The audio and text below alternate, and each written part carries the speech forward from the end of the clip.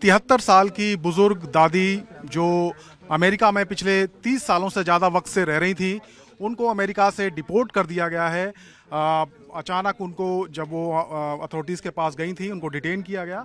और अब देखिए हरजीत कौर बुजुर्ग हैं, दादी हैं, यहाँ अपने एक रिश्तेदार के घर रह रही हैं।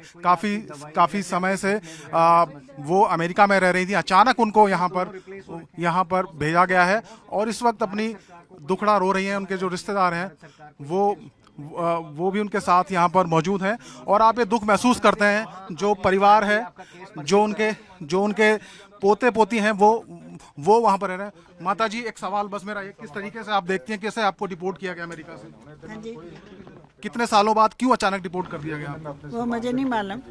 मैं तो अपने आप तो मैं सभी पेपर आपदा, मेरे पास वर्क परमिट भी है, लाइसेंस भी है। मैं तो अपनी जॉब कर रही थी, इतने साल से मैं टैक्स भर रही हूँ, पर मुझे मालूम नहीं भी क्यों किया इन लोगों ने ऐसे। किस तरीके का व्यवहार अथॉरिटीज़ का अमेरिकन रहा आपको डिपोर्ट करने के दौरान? कहा गया आपको हथकड़ी लगाई गई, खाने को नहीं दिया गया, कुछ दवाइयाँ नहीं दी गई? हथकड़ियाँ तो लगाई है और खाने को तो वो लोग तो आपको मालूम है, वो ज़्यादा चिकन मीट खाते। मैं वेजिटेरियन हूँ।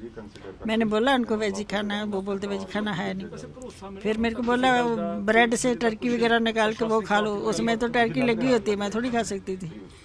और चिप्स और 2 कुकी खाते। बीफ वगैरह भी दिया? हाँ, सभी। हम देख रहे हैं पैरों में सूजन है। क्या क्या क्या दिक्कत हुई आने में आपको? वो ज़्यादा बैठने से। आप जाना चाहते हैं वापस? हाँ? वापस जाना चाहते हैं बच्चों के पास? तो क्यों नहीं चाहती? मैं बच्चे हैं मेरे, मैं बच्चों के पास जाना चाहती हूँ।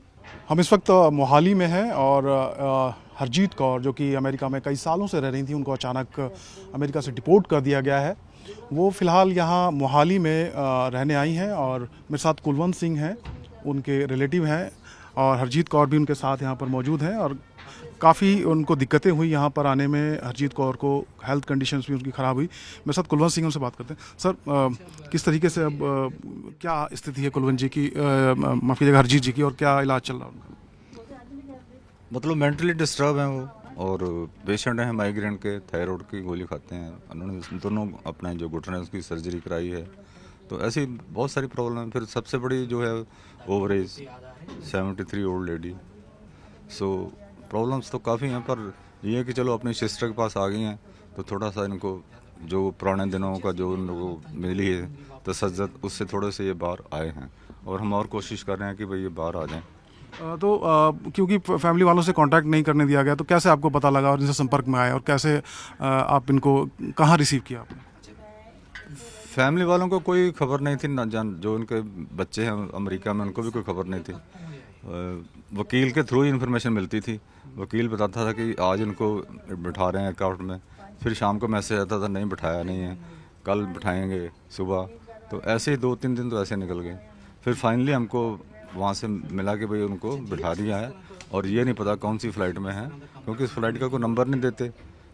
कौन सी फ़्लाइट है, कोई एयर इंडिया उसकी कंपनी कोई होती नहीं है, वो तो उनके अपने फ़्लाइट्स होती हैं चार्टर्ड, उसमें ये लेके आते हैं। उनमें इनका अपना ही स्टाफ होता है, तो उसमें ये लेके आए। और भी इनके साथ 132 टोटल आदमी थे, ये सबको लेके आए हैं।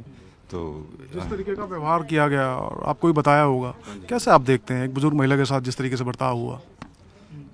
आप जैसे वो बता रहे हैं, आप सब लोगों को पता लग ही रहा है चैनल के थ्रू। भाई एक बुजुर्ग लेडी को पहले तो जिस हालात में उन्होंने अरेस्ट किया वो गलत था यूएसए गवर्नमेंट का। फिर जो उन्होंने बिहेवियर किया है वो गलत है। वहाँ पर वो वैसे अमेरिका बोलती मैं बहुत सुपर कंट्री हूँ और हमारे यहाँ बहुत रूल रेगुलेशन है, लेकिन ह्यूमन राइट्स का उनको कोई पता नहीं है। वो और भी लोगों से हमारी बात हुई है जिनको डिपोर्ट किया है, बताते हैं भी कैसे उनको रखा गया, कैसे उनके साथ बिहेव किया गया है। ये तो लेडीज़ हैं, इनके साथ थोड़ा उन्होंने नहीं किया, लेकिन बाकी लोगों के साथ उन्होंने बेड़ियाँ लगा के रखी हैं, हथकड़ियाँ लगा के रखी हैं। खाने का कोई प्रॉपर वो नहीं था। ये वेजिटेरियन है, इनको वो नॉन वेज खाना देते रहे हैं।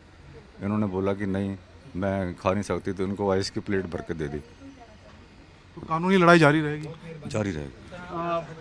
हरजीत जी, आप यहाँ रिलेटिव के पास आई हैं। माता जी, मैं एक ही सवाल पूछना चाहता हूँ, जो कुछ हुआ इसको आप कैसे बयां करेंगे?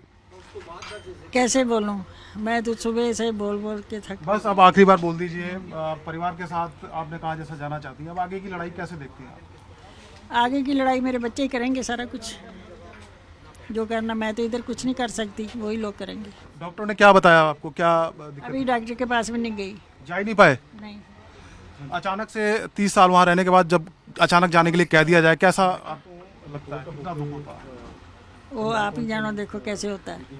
तो आपको ऐसे होता है भी जैसे धरती फट जाती है। जब आपको मैं गई हूँ हाजिरी लगाने, जब उन लोगों ने अरेस्ट किया, मेरे को कुछ पता नहीं चला भी मैं क्या करूँ। आपको पहले से पता था कि कुछ ऐसा हो सकता है? नहीं नहीं, क्योंकि 2012 में जो एप्लीकेशन थी खारिज हो गई थी, तो उसके बाद से लगातार आप हर 6 महीने जा ही रही थी। हाँ, मेरे को कभी किसी ने सवाल नहीं किया था। ये भी अचानक उन लोगों ने बोला अरेस्ट किया, बस मेरे को कोई सवाल नहीं किया, ना कुछ पूछा उन लोगों ने।